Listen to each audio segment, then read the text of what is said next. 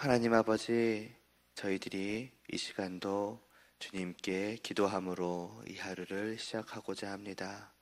저희의 마음의 모든 생각과 또 사정을 아시는 주님께서 또 저희가 마땅히 구할 바를 알지조차 못하는 연약함까지도 아시는 주님께서 이 시간도 저희를 붙들어 주시고 저희로 온전히 주님을 바라볼 수 있도록 하여 주시옵시고 주시는 말씀에 귀를 기울이고 또 마음으로 받으며 정말 그 말씀을 따라서 주님의 뜻을 따라서 주님께서 받으시기 원하시는 그 기도를 저희가 드릴 때에 이 하루가 정말 드리는 기도와 마찬가지로 오직 주님을 바라보며 나아가는 그러한 삶이 될 수 있도록 은혜를 베풀어 주시옵소서. 예수님의 이름으로 기도드리옵나이다. 아멘. 보실 말씀은 데살로니가 전서 2장 12, 13절입니다. 데살로니가 전서 2장 12절과 그리고 13절입니다.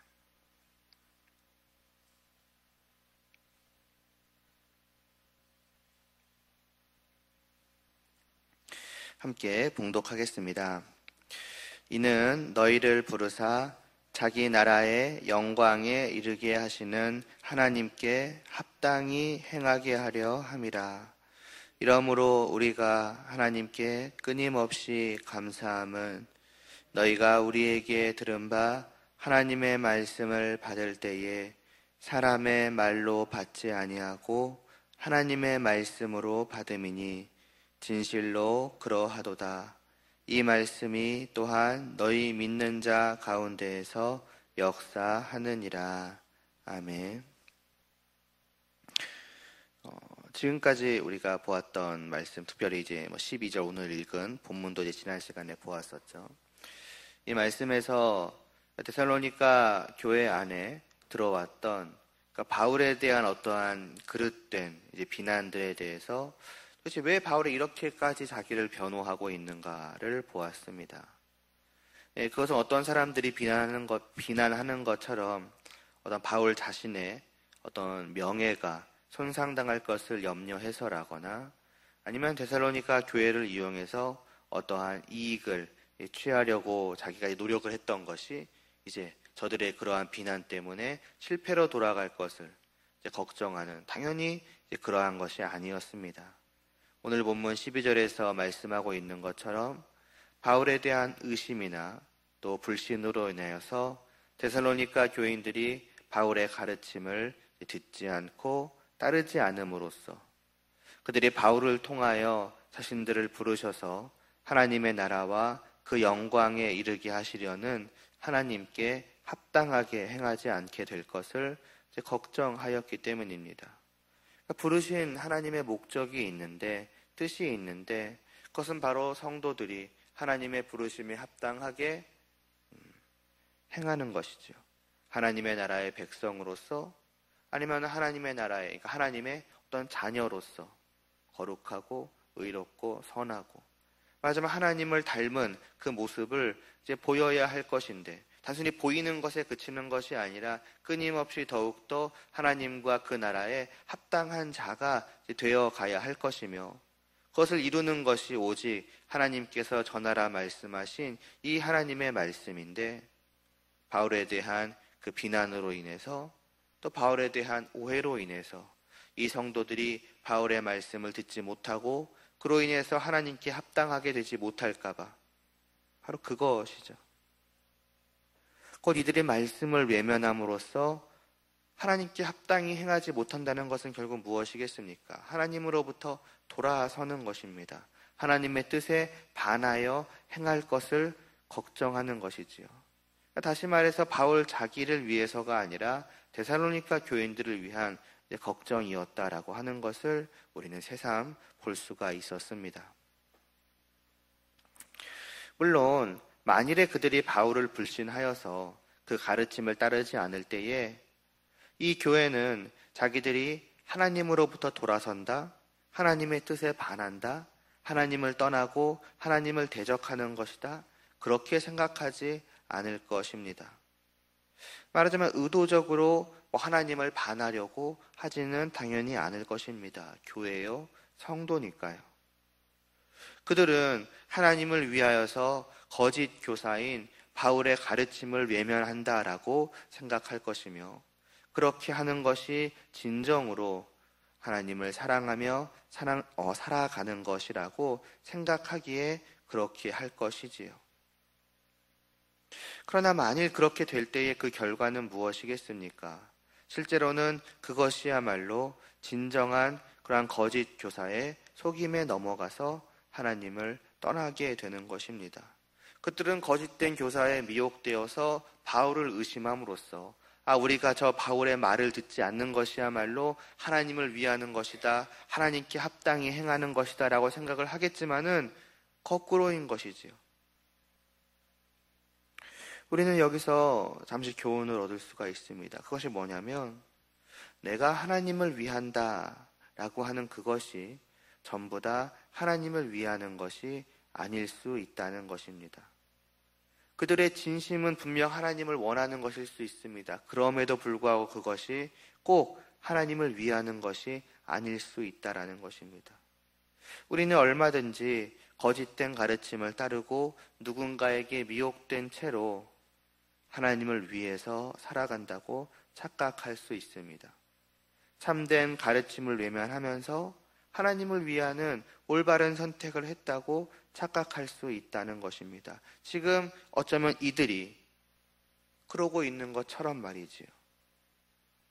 바울은 이들의 하나님을 향한 마음이 거짓된 것이고, 이들이 사실은 하나님을 믿지 않는 거짓 신자일 것을 걱정하고 있는 것이 아닙니다.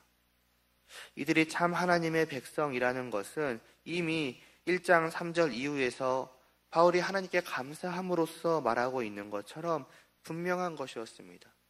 그러니 이들은 분명 하나님의 백성이요, 하나님의 자녀요, 하나님을 사랑하는 자요. 그러니 그 마음에 따라서 지금도 우리는 그러하고 있다라고 분명히 생각할 만한 사람들이었습니다.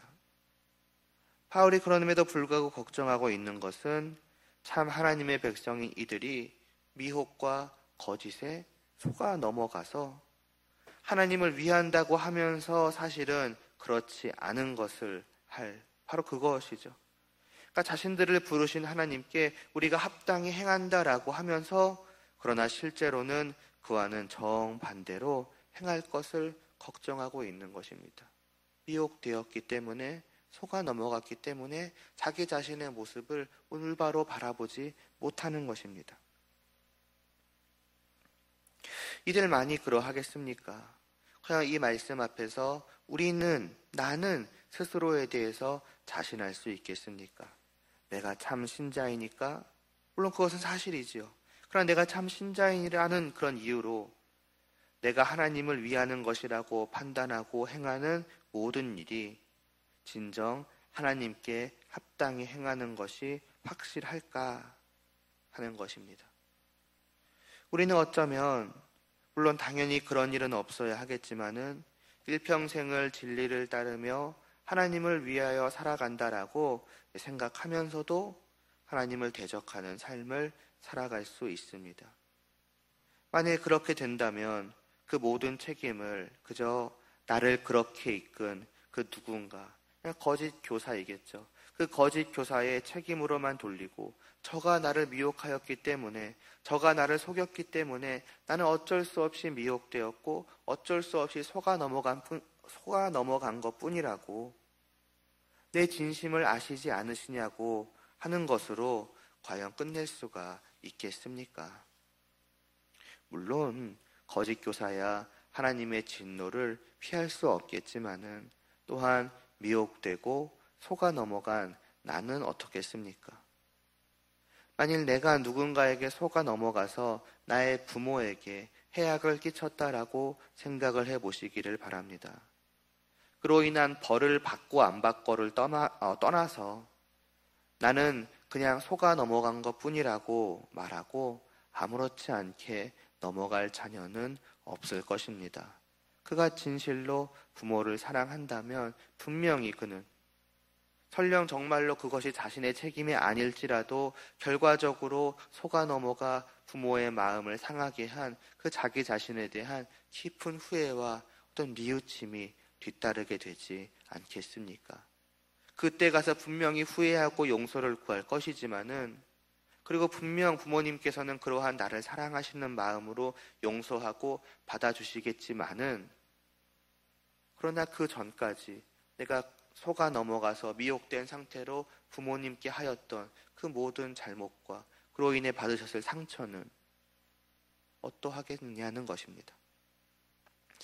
그러므로 우리는 마땅히 나 자신의 신자됨을 꾸준히 점검해야 함과 동시에 정말 내가 서서 걸어가고 있다라고 어찌 보면 확신하는 그 말씀의 길이, 또 하나님께로 향하는 그 길이 진실로 하나님께로 향하는 그 진리의 길이요, 거짓되지 않고 왜곡되지 않은 길인지를 분명히 점검해야만 할 것입니다. 다르게 말하면은 진실로 내가 하나님께 합당한 모습으로 오늘 하루도 하나님께로 나아가고 있는 것이 맞는가? 분명히 나는 그렇게 생각을 할 것이고 나 자신은 그것을 원할 것인데 실제 나의 걸음은 다른 길로 향하고 있는 것은 아니었을까라고 하는 것을 우리는 거듭거듭 점검해 볼 필요가 있습니다. 그것이 단지 옳고 그름의 문제가 아니라 하나님을 사랑하는 하나님의 자녀로서 마땅히 그래야 하는 모습이 아닌가 싶은 것입니다. 그러므로 우리는 이제 사도행전 17장 11절에 나오는 그 베레아 사람들처럼 간절한 마음으로 말씀을 받아야 할 뿐더러 이것이 그러한가 날마다 상고하기에도 힘써야 할 것입니다.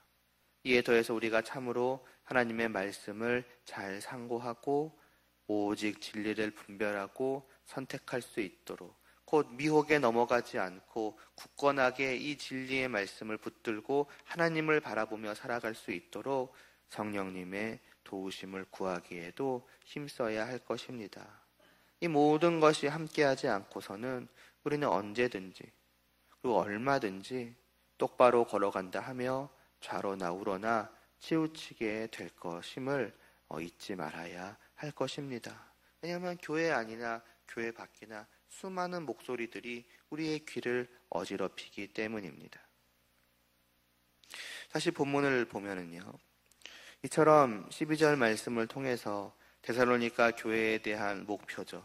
곧 하나님을 위하고 데살로니가 교회를 위해서 그들이 하나님께 합당히 행하도록 하고자 말씀을 전하고 가르친 그 목표, 이것을 알린 바울은 이어서 이제 13절 앞부분에서 이러므로 우리가 하나님께 끊임없이 감사한다라고 말씀을 합니다. 이러므로, 다시 말해서 12절에서 말한 것과 같은 이유에서 혹은 그러한 맥락에서라는 것이지요.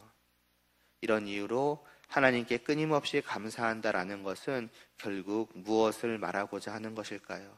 바울이 가졌던 그러한 목적이 잘 이루어졌음을, 또 이루어져 가고 있음을 의미하는 것입니다. 그리고 그러한 목적이 이루어진 것에 대하여 단순히 기뻐하는 것이 아니라 곧바로 하나님께 감사를 드리고 있는 것은 결국 이를 이루신 것이 하나님이심을 인정하고 고백하고 있음을 보여주는 것입니다. 그러니까 데살로니가 교회에는 이제 양면이 다 있는 것이지요. 분명히 한편으로는 저 바울을 의심한다고 할까요? 오해한다고 할까요? 그래서 때로는 비난하기도 하고, 그래서 바울의 말씀을 어찌 보면 거부하는, 그럴 수도 있었음에도 불구하고, 또 분명 다른 한편으로 보자면 그들은 그 하나님의 진리의 말씀을 잘 받아들여 왔었다라는 것입니다. 바울이 간절히 바랬던 것처럼 말이지요. 그냥 생각해 보자면 바울을 의심함이 이제 어찌 보면 좀 있는, 또 때로는 꽤 가득 차 있는 그러한 교회이기 때문에 분명히 하나님의 말씀을 다 듣지 못하였을 것이다. 바울이 전하는 그러한 진리의 말씀을, 혹은 다른 사람들을 통해서 주어지는 그 하나님의 말씀을 받지 못했을 것이다. 큰일이다 라고 생각할지 모르지만은, 그러나 이러한 교회도 또 다른 한편으로는 어찌 보면 왜인지 모르지만은 신기하게도 하나님의 말씀을 잘 받아들여 왔다라는 것입니다. 그러니까 이러한 것들을 보면은 참 신기한 것이 교회라는 것이죠. 분명히 겉으로 봤을 때는 이렇게 될 수 없는데 싶은데, 놀랍게도 또 다행스럽게도 잘 하나님의 교회로서 이렇게 좌충우돌 하면서도 차츰차츰 걸어가고 있으며 또 세워져 가고 있다라는 것을 이 사도는 이제 보는 것입니다. 그러니 바울은 단순히 기뻐하는 것만이 아니라 하나님께 감사를 드릴 수밖에 없는 것입니다. 이게 사람이 하는 일이 아니구나. 이것은 정말 하나님께서 인도해 가시는 것이고 세워 가시는 것이었구나라고 인정할 수밖에 없다는 것이지요. 1장 2절에서도 그가 말했듯이 바울은 늘 데살로니가 교회를 위해서 하나님께 기도를 드려왔습니다. 물론 사람이 일하지요. 자기가 하나님을 위해서 데살로니가 교회를 위해서 일해왔지만, 그러나 결국 그 일을 이루시는 분은 하나님이심을 알았기 때문이며, 또 이 부분에 와서도 마찬가지인 것입니다. 하나님께서 이루어 가고 계시는구나. 사람의 행함이야 그 일에 들인 노력이나 수고나 대가가 얼마나 많던지 간에 한계가 분명합니다. 바울이 그토록 정성을 다하여 진심으로 데살로니가 교회를 위하였지만, 거짓 교사들이 들어온 일로 인하여 그 일이 정말 아무것도 아니게 될 수 있었던 것만 보더라도 그것이 잘 드러나고 있지 않습니까? 그러나 그럼에도 불구하고 또 그 사람의 일을, 아무것도 아닌 무로 돌아갈 수 있을 만한 그러한 사람의 일을 이와 같이 하나님의 뜻대로 이루시는 분이 또 하나님이시기에, 진정으로 하나님을 위하여서 하나님의 일을 하는 사람들은 다만 자신의 지식이나 노력이나 어떤 수고의 크기를 신뢰하는 것이 아니라 그 모든 일을 이루시는 하나님의 능력을 신뢰하게 됩니다. 또 그렇게 될 수밖에 없을 것입니다. 나는 심었고 아볼로는 물을 주었으되 오직 하나님께서 자라나게 하셨나니, 그런즉 심는 이나 물 주는 이는 아무것도 아니로되 오직 자라게 하시는 이는 하나님뿐이라 한 바울 자신의 고백 그대로 바울 스스로부터가 이러한 사실을 잘 알고 느끼고 경험해 온 것이지요. 그래서 1장에서 그러하였던 것처럼 오늘 말씀에서 바울은 이 일에 대한 모든 공로와 모든 영광을 전적으로 하나님께 돌리고 있었습니다. 너희가 그렇게 어떤 거부했어도 내가 그래도 잘 전했기 때문에 결국에는 너희가 들어 자라고 있는 모습을 보니까 뿌듯하다라는 식으로 하지 않았습니다. 이 모든 것은 오직 하나님의 은혜와 하나님의 역사가 아니겠느냐, 그 모든 것에 대한 영광은 오직 하나님께 우리가 돌린다라고 그는 거듭 말할 뿐입니다. 이 말씀을 통해 우리는 또한 생각하게 됩니다. 뭐냐? 진실로 하나님을 생각하고 하나님의 일을 하는 자는 하나님께 기도하지 않을 수 없으며, 그렇게 진실로 하나님께 기도하는 사람은 또한 진실로 하나님께 감사하지 않을 수가 없다는 것입니다. 하나님께 기도하는 사람은 모든 것을 자신의 힘과 능력과 수고와 노력으로 이룰 수 있다고 여기지 않겠지요. 반대로 하나님께 죄송합니다. 다시 말씀드리겠습니다. 하나님께 기도하지 않는 사람은 모든 것을 자신의 힘과 능력과 수고와 노력으로 이룰 수 있다고 여기기 때문에 그러하겠지요. 그러니 이미 그 일의 시작에서부터 자신을 신뢰하고 하나님을 의지하지 않는 사람일 것입니다. 그리고 이것을 조금 더 확대해서 생각을 해보자면은 하나님의 능력과 역사하심을 불신하고 있다라고 할 수 있으니 이미 하나님의 일을 하고 있는 것이 아니고, 어떤 사람이 하나님께 감사를 돌리지 않고 자기에게 공로와 영광을 돌릴 때 바로 이와 같은 사람이라고 생각하는 것은 너무나도 당연할 것입니다. 기도하지 않는 자는 하나님을 신뢰하지 않고 자기의 능력을 신뢰하는 자요. 자기의 능력을 신뢰하니 당연히 하나님께 진실된 감사를 돌리지 않고 자기에게 공로와 영광을 돌린다는 것이지요. 그러므로 우리는 내가 하나님의 일을 하고자 할 때에, 또 하나님을 위해서 살아가고자 할 때에, 또 그렇게 할 때에 그 모든 시작과 과정 속에서 기도가 늘 함께 하는지를 살펴야 합니다. 그리고 정말로 하나님의 일을 하여 하나님을 위하여 살아가고자 한다면 늘 기도로서 하나님을 의지하기를 쉬지 말아야 할 것임을 기억하고 또 그렇게 해야 할 것입니다. 하나님 앞에 살아가 본 사람들은 누구나 알 것입니다. 스스로 깨달을 것입니다. 이 모든 것이 내 힘과 내 능력과 내 의지로 할 수 없다라는 것을 말입니다. 죄 앞에서 우리는 너무나도 연약하며 또 우리의 어찌 보면 무지와 지혜롭지 못함은 수많은 사람들의 속삭임에 쉼 없이 흔들리기 마련입니다.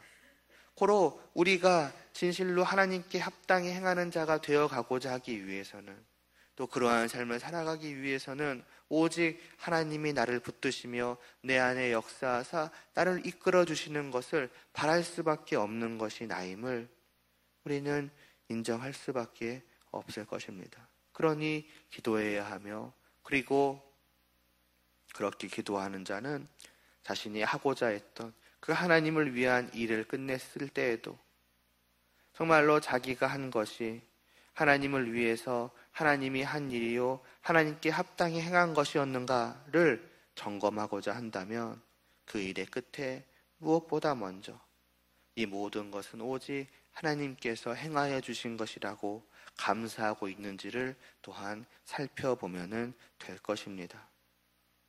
하나님께 감사가 없고 영광이 없다라고 한다면 분명 그것은 내 힘으로 살아왔다는 것을 반증하는 것일 것이니, 내가 또 삶에 부족함이 있었구나, 내 힘으로 살아왔구나를 두고 판단하는 하나의 기준이 되지 않을까 싶습니다. 이는 우리의 기도가 진실된 기도였는지를 확인해 보는 일에도 동일하게 적용될 수 있습니다. 정말로 내가 정말 하나님을 진실로 찾고 의뢰하는 기도였다고 한다면 우리는 그 결과에 있어서도 제일 먼저 하나님을 찾고 감사하게 될 것입니다.